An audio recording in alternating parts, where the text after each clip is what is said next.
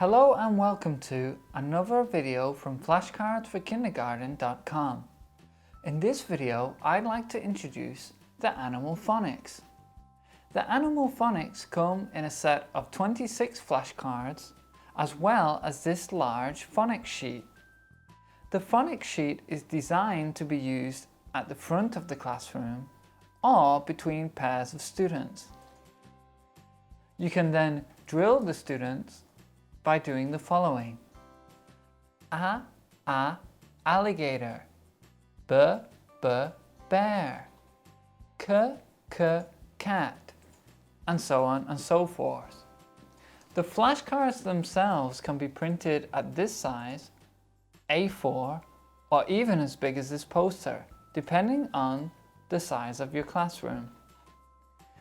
To make it even more exciting for students, why not cut away the picture from the letter and word? This way, students can play a matching game. Your students have most likely already studied phonics, so why not study animal phonics?